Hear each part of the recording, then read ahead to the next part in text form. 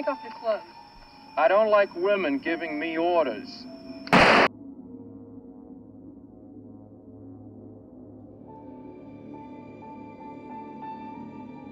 Suck it, bitch. I spit on your grave.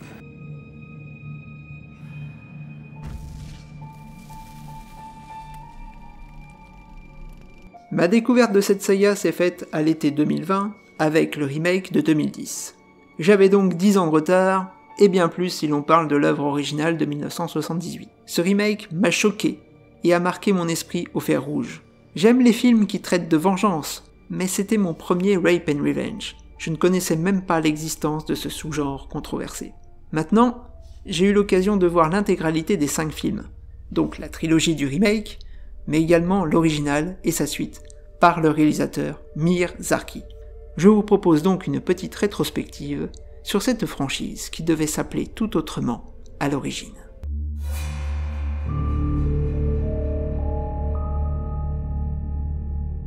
Mir Zarki. Ce nom vous est probablement inconnu, et pour cause, c'est un réalisateur israélien dont la principale œuvre est la saga qui nous intéresse aujourd'hui. Pour le film original de 78, il en est même le réalisateur. Et c'est après un horrible fait divers, dont il a été témoin en 74, qu'il eut l'idée d'en faire un film. Le titre était d'ailleurs Day of the Woman. Ce n'est qu'en 1980, lorsque des distributeurs ont voulu promouvoir le film à plus grande échelle, qu'il fut renommé I Spit on Your Grave. Ce qui n'était pas du goût de Zarki, et cela ne faisait pas sens avec le propos du film. Mais c'était sûrement plus vendeur. L'histoire est simple et va droit au but. Jennifer Hills, jeune et jolie romancière de New York, décide d'aller vivre quelques mois dans un chalet d'un patelin paumé. Le but étant de trouver l'inspiration dans un cadre paisible, loin des perturbations et distractions de la ville. Le calme ne sera que de courte durée, car des prédateurs sexuels rôdent dans les parages.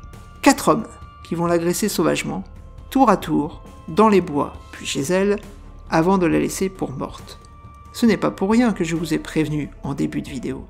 Une fois remise de ses blessures physiques, Jennifer ne va pas s'en remettre à la justice. Elle va se faire justice elle-même.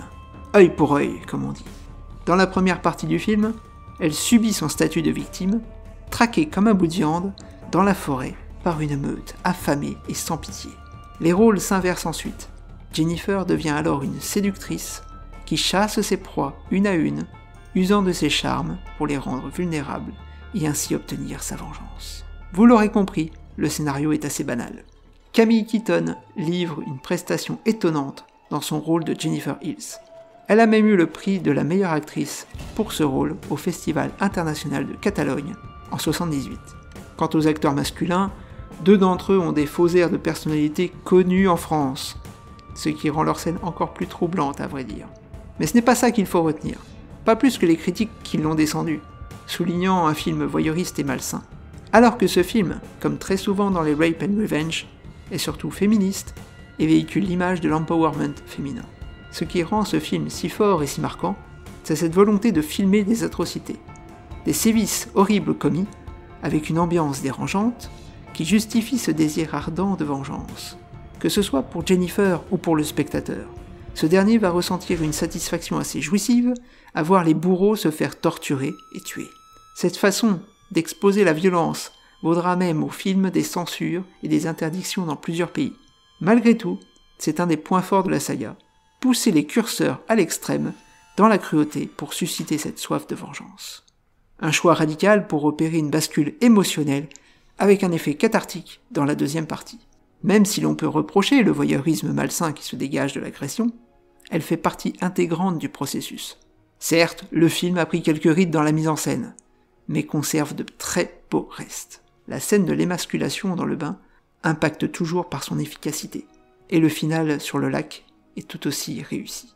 Ce film fait partie, avec La dernière maison sur la gauche de Wes Craven et La source de Bergman, des œuvres fondatrices du genre.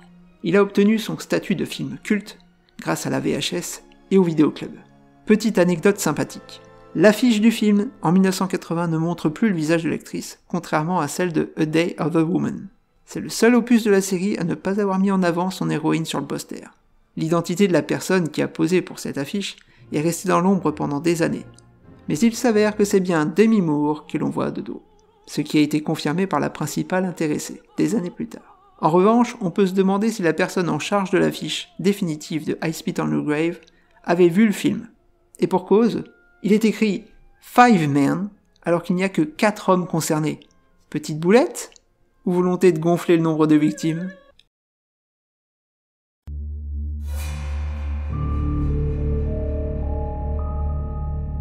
Les années 2000 ont vu l'émergence d'une mode des remakes de films d'horreur.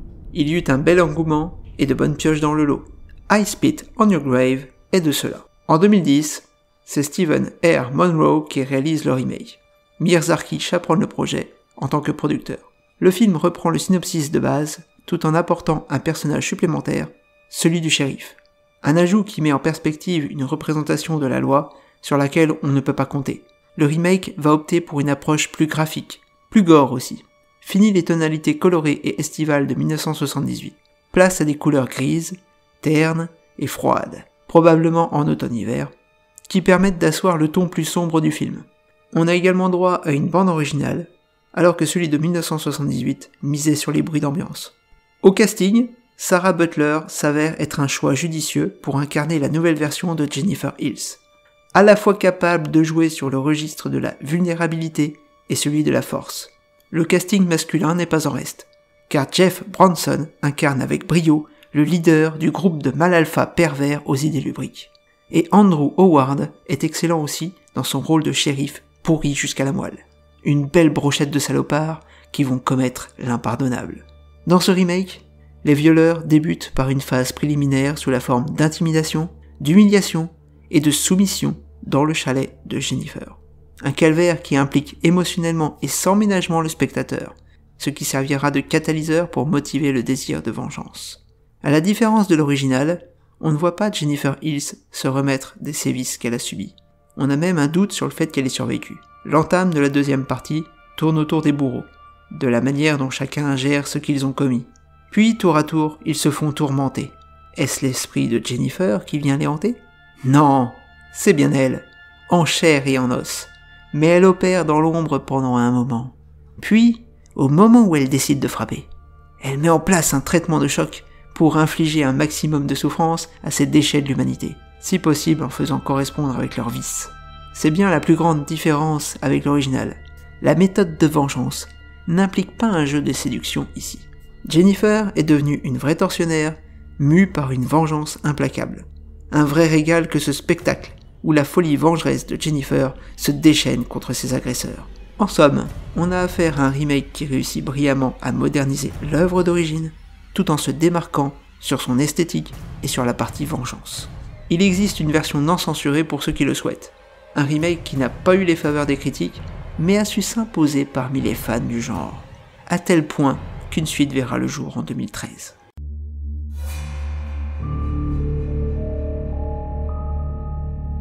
Enfin, quand je dis suite, comprenez qu'il s'agit de la même franchise et du même réalisateur que pour le remake. Pour le reste, le concept est ici de reprendre plus ou moins le schéma narratif du premier et de faire de la surenchère sur les sévices, la violence et les effets gore. On garde les tonalités ternes et froides et on oublie le personnage de Jennifer Hills. Place à Kathy Carter, jeune mannequin vivant à New York, qui bosse à mi-temps dans un restaurant. Voulant percer dans le mannequinat, elle répond à une annonce pour une séance photo. Cette dernière est écourtée car le photographe et ses deux frères avaient envie qu'elle pose seins nus. Plus tard, l'un des deux frères, Georgie, s'introduit dans l'appartement de Kathy et l'agresse sexuellement. Ce n'est que le début d'un long et terrible cauchemar pour Kathy. Elle est même kidnappée et séquestrée dans un sous-sol loin de chez elle, à Sofia en Bulgarie, pays d'origine de ses détraqués. Donc oui, cet opus est bien plus glauque et sordide que le précédent. Lorsque Kathy parvient à s'échapper, on s'imagine que le plus dur est passé et que l'on va enfin avoir droit à notre dose de vengeance pour réparer l'injustice. Kathy se croit sauvée par la police et est prise en charge par une femme. Manque de chance, cette femme, Anna, est la mère de la fratrie, ou du moins celle qui est considérée comme telle. Anna ramène Kathy auprès de ses kidnappeurs dans ce sous-sol. Si le curseur du malaise est encore plus élevé, celui du désespoir creuse encore pour atteindre le sous-sol de l'enfer, ou plutôt les égouts. Car c'est là que Kathy sera laissée pour morte après avoir subi d'autres abus. Elle va bien sûr prendre du temps pour panser ses plaies et mûrir son plan de vengeance. Le principal reproche qui est fait à cette suite est d'aller trop loin dans cette surenchère de la souffrance et des sévices. Je vous ai passé certains détails, mais Katy en bave bien plus que Jennifer. Heureusement que Jenna Dallender interprète à merveille le rôle principal. On ressent beaucoup d'empathie pour le personnage de Katy Carter. On veut qu'elle s'en sorte, et qu'elle prenne sa revanche. Mais l'excès de sadisme de la partie viol a eu raison de la vengeance. Cette revanche peine en effet à être aussi appréciable, surtout pour l'un des agresseurs qui n'aura pas eu à souffrir bien longtemps. En somme, est-ce que c'était œil pour œil cette fois ? Pas vraiment. Est-ce que la surenchère est contrebalancée par une bonne maîtrise de la torture des agresseurs ? Sûrement pas. Même si l'on apprécie le coup de l'étau sur les parties sensibles, par exemple, c'est un peu trop vite expédié dans l'ensemble, malheureusement. Il est bon de noter que c'est le premier volet à insister autant sur des éléments religieux. L'original avait montré Camille Keaton se recueillir à l'église en demandant pardon pour ce qu'elle s'apprêtait à faire. Ici, on a le pendentif de Katy, que l'on verra à plusieurs reprises. On a également un prêtre qui aide Katy. Et cette dernière ira à l'église, notamment pour regarder la Bible et laisser en évidence une page qui mentionne « Vengeance is mine », ce qui sera d'ailleurs le titre du dernier volet de cette trilogie. C'est assez étonnant de voir ce thème sur la religion plus appuyé, puisque le remake avait évacué cet aspect. Dernier point, j'ai remarqué une petite référence à l'original. Au moment où Anna couvre les cris de souffrance avec de la musique, en se balançant dans son rocking chair. Oui, comme Camille Keaton lorsque Johnny agonise dans la salle de bain. En substance, ce deuxième volet pêche par son envie d'en faire trop. D'ailleurs, un des axes de la communication autour du film était cette mise en avant de la surenchère, et visible dans la bande-annonce avec le slogan « Twice the terror, twice the bloodshed, twice the revenge ». Et une version non censurée existe, au cas où cela ne serait pas suffisant. Cette overdose de violence graphique n'est pas son unique point faible. Reprendre le schéma narratif, sans créer le moindre lien avec le précédent film, l'écarte un peu trop de la saga. C'est même le seul opus de I Spit on Your Grave qui ne soit pas avec Jennifer Hills, ce qui le place presque comme un spin-off. Finalement, c'est un peu comme si vous aviez un Rape and Revenge très hard, mais classique dans sa structure, sur lequel on a mis le nom de la franchise pour espérer attirer plus de monde. Ce qui a néanmoins permis de faire un petit peu mieux au box-office que le précédent et a visiblement donné le feu vert pour un troisième volet.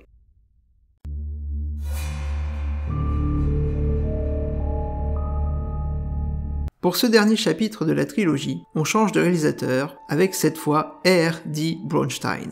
Et on nous ramène auprès de Jennifer Hills, toujours campée par Sarah Butler, quelques années après les événements du remake de 2010. Elle est tourmentée par ce qu'elle a vécu et a dû changer d'identité pour recommencer une nouvelle vie. Forcément, tuer un shérif, même si c'est un violeur, n'est pas sans conséquences. Elle vit maintenant à Los Angeles et ne parvient plus à créer le moindre lien avec les hommes. Même à son travail, lorsque son collègue échange cordialement avec elle, Jennifer est fuyante et méfiante. Et dans la rue, elle se sent menacée à la moindre remarque, qui pour certaines ont de quoi mettre sacrément mal à l'aise. On a donc affaire à un stress post-traumatique suite à l'agression sexuelle qu'elle a subie. Un traitement et une thématique centrale dans ce troisième volet, qui casse les codes traditionnels du rape and revenge, ce qui engendre un changement de structure narrative. Le but étant de montrer les conséquences psychologiques d'un viol, mais aussi de ce qu'il en coûte de se faire justice soi-même. Car elle va avoir des pulsions meurtrières vis-à-vis des mecs qui auront des propos ou gestes déplacés. Pour surmonter son traumatisme, elle fréquente un groupe de soutien des victimes d'abus sexuels. Elle va même se lier d'amitié avec une femme du groupe, Marla. Cette amitié va aider Jennifer à se sentir mieux, bien plus que le groupe d'entraide. Hélas, Marla se fait assassiner par son ex-petite amie, et les policiers ne semblent pas mettre en œuvre tous les moyens pour arrêter le coupable. Ce qui va causer chez Jennifer une soif de justice pour son amie. Et la justice, pour elle, rime avec la vengeance. Vous l'aurez compris, elle bascule dans la folie et cède à ses pulsions meurtrières, bien décidée à faire couler le sang de tous les salauds qui abusent des femmes. Avec sa petite vendetta, la police finit par comprendre qu'une personne joue les vigilantes et ne tarde pas à l'identifier. Malheureusement, ça ne se termine pas très bien pour Jennifer. Elle est finalement incarcérée et passe 2 ans en prison avant de sortir en conditionnel. Et malgré des séances de psy, elle a toujours des visions d'elle-même en meurtrière, prête à faire une boucherie. Le trauma qu'elle a vécu des années plus tôt l'a irrémédiablement brisée. Le message du film est clair. Il est très difficile de vivre normalement après avoir subi des abus et après avoir ôté la vie. La vengeance, même si elle est méritée, n'apaise pas l'âme.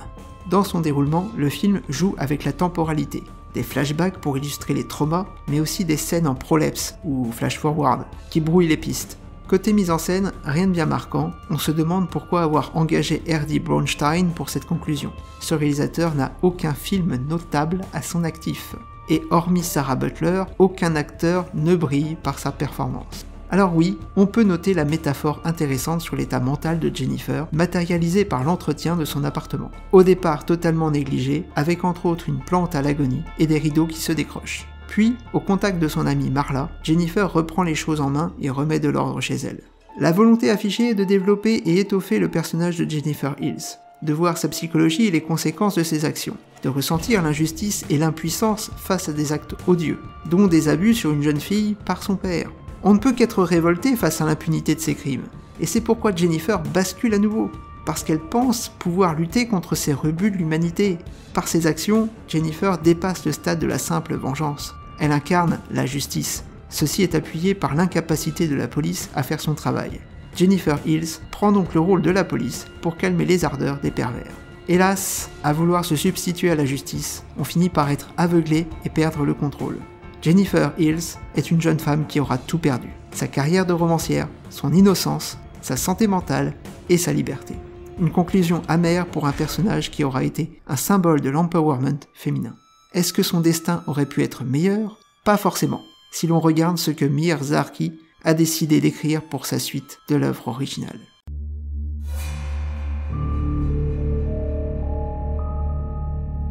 Zarchi est bien revenu à la réalisation pour montrer sa vision de ce qu'était devenue Jennifer Hills. Une suite directe de son film, intitulé Déjà vu, sort donc en 2019. Dans cette timeline, on retrouve Camille Keaton dans le rôle de Jennifer, 40 ans après les événements tragiques.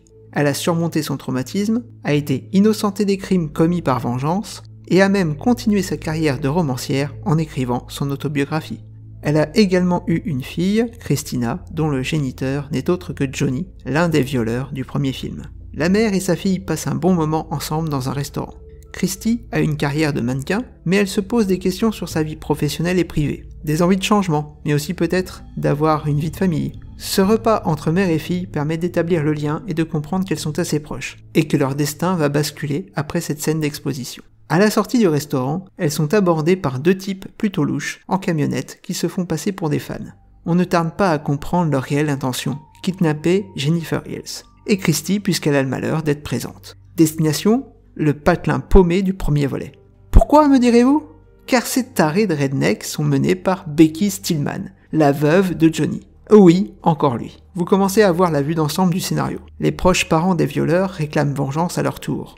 Jennifer faisant parler d'elle avec son best-seller autobiographique, cela n'a fait qu'attiser la haine de ces rednecks et leur détermination à passer à l'acte. La structure narrative classique du Rape and Revenge se permet une liberté, en commençant par la vengeance des antagonistes. Jennifer aura beau se débattre et s'enfuir dans un premier temps, elle ne pourra échapper à son triste sort. Elle finit égorgée et décapitée devant une chapelle, puis jetée dans une tombe avant que toute la clique ne lui crache dessus, ce qui permet enfin de donner un sens logique au titre de la saga. Christy, quant à elle, se fait agresser et violer par les dégénérés. Heureusement, l'un d'entre eux fait preuve d'un minimum d'humanité, intervient et aide Christy à s'échapper, ce qui permet au film d'opérer la vraie partie revenge. Et pour sûr, Christy doit se venger. Non seulement pour ce qu'elle a subi, mais aussi pour sa mère, cruellement assassinée. La vengeance n'atteint pas des sommets de gore, contrairement à la trilogie issue du remake, mais elle s'avère plutôt réussie et variée dans les exécutions. Si l'on accepte celle de Becky, qui aurait mérité une mort plus impactante. Dans son dernier acte, le film use d'un twist maladroit pour piéger Christy. Les parents des violeurs la coincent et la précipitent dans la tombe de Jennifer. Assommée à coups de pelle, elle reprend connaissance et se charge des 3 vieux dégénérés. Christy récupère alors le corps de sa défunte mère pour lui offrir de belles funérailles à New York. Une conclusion pataude qui ne parvient pas à délivrer pleinement l'effet cathartique voulu par le genre Rape and Revenge. Sur la réalisation, Meir Zarchi s'est employé à utiliser un visuel brut proche du premier et donc d'un film Grindhouse. Cela donne un cachet appréciable pour un film de 2019. Le casting est raccord et donc assez fauché. Oui, Camille Keaton est de retour, mais c'est bien la seule qui soit connue. Jamie Bernadette partage l'affiche en tant que Christina Hills. Elle assure sa partition sans pour autant marquer les esprits. Le reste des acteurs nous gratifie de piètres performances. Globalement, on peut reprocher pas mal de choses au film. Son acting, son rythme très lent, sa durée, près de 2h30, et son intrigue. Malgré tout, on peut aussi relever certains points intéressants, comme le focus sur la thématique religieuse. Bien plus poussée que dans le deuxième volet, elle est même le motif de vengeance des rednecks. Encore une fois, c'est la loi du talion qui est citée. On a également droit à des passages de la Bible, psalmodiés à la fin, par le trio de vieillards ravagés. Bien entendu, la chapelle et le cimetière adjacent appuient la thématique. Une scène qui renforce ce point, c'est celle où Jennifer Hills est assassinée au pied de la porte close de la chapelle. On pourrait l'interpréter comme un châtiment divin, ordonné par le prêtre, qui a préféré jouer de l'orgue plutôt que de répondre aux appels de détresse de Jennifer. Et divin parce que le prêtre est interprété par le réalisateur lui-même. Le prêtre, en jouant de la musique, prononce sa sentence en restant sourd à ses cris. Ce n'est qu'à la fin du film que Christie parvient à entrer dans la chapelle, mystérieusement ouverte à présent. Elle vient se confesser à genoux devant la croix, comme sa mère 40 ans plus tôt. Elle se relève, décroche la croix du mur et la porte. Une référence très appuyée au Christ portant sa croix avant la crucifixion. C'est à ce moment que vous comprenez que le choix du nom de Christina n'est pas du tout anodin. Cependant, Christie décide de lâcher la croix, ce qui sort enfin le prêtre de sa torpeur. On pourra donc noter que le sort de Jennifer n'est pas forcément plus enviable dans cette timeline. Oui, elle a été innocentée de sa vengeance et a pu se reconstruire. Hélas, son passé l'a rattrapée. Ah, la vengeance, ce cercle vicieux. On n'en ressort pas indemne. Qu'adviendra-t-il de Christie ? Vivra-t-elle heureuse et en paix avec elle-même ? Ou alors les enfants de Johnny et Becky Stillman viendront réclamer justice à leur tour ? Je pense que nous ne le saurons jamais.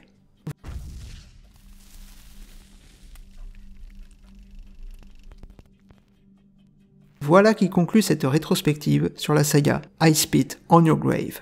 J'ai également beaucoup procrastiné, je dois le confesser. D'où le fait que cette vidéo aura presque mis 1 an à voir le jour. J'espère que vous avez apprécié de vous plonger avec moi dans cette saga très singulière. Si tel est le cas, n'hésitez pas à vous abonner, à liker et à cocher la cloche pour me le faire savoir.